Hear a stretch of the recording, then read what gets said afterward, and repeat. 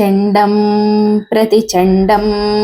करधृतदण्डं कृतरिपुखण्डं सौख्यकरं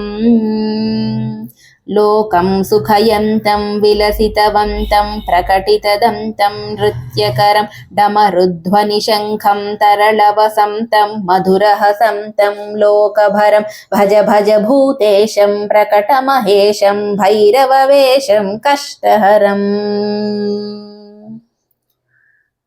चर्चितसिन्दूरं रणभुवि शूरं दुष्टविदूरं श्रीनिकरं किङ्किणिगणरावं त्रिभुवनपावं खर्परसावं पुण्यभरम्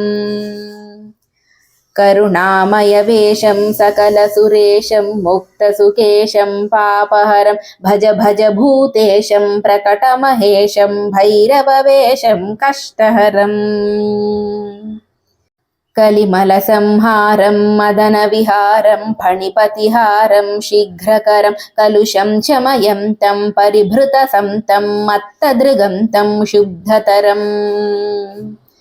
गतिनिन्दितकेशं नर्तनदेशं स्वच्छकशं सन्मुण्डकरं भज भज भूतेशं प्रकटमहेशं भैरववेशं कष्टहरम् कठिनस्तनकुम्भं सुकृतं सुलभं काळीडिम्भं खड्गधरं पृतभूतपिशाचं स्फुटमृदुवाचं स्निग्धसुकाचं भक्तभरम्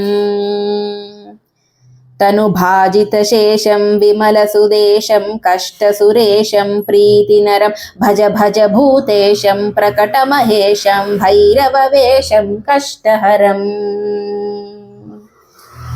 ललिताननचन्द्रं सुमनवितन्द्रं बोधितमन्त्रं श्रेष्ठवरं सुखिताखिललोकं परिगतशोकं शुद्धविलोकं पुष्टिकरम् वरदाभयहारं तरलिततारं क्षुद्रविदारं तुष्टिकरं भज भज भूतेशं प्रकटमहेशं भैरववेशं कष्टहरम् सकलायुधभारं विजनविहारं शुश्रविशारं भ्रष्टमलं शरणागतपालं मृगमदभालं सञ्जितकालं स्वेष्टबलम्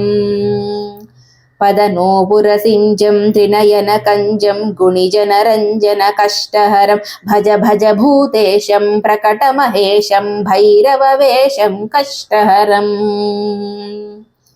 मर्दयितु सरावं प्रकटितभावं विश्वसुभावं ज्ञानपदं रक्तांशुकजोषं परिकृततोषं नाशितदोषं सन्मतिदम् कुटिलभ्रुकुटीकं ज्वरधननीकं विसरन्धीकं प्रेमभरं भज भज भूतेशं प्रकटमहेशं भैरववेशं कष्टहरम्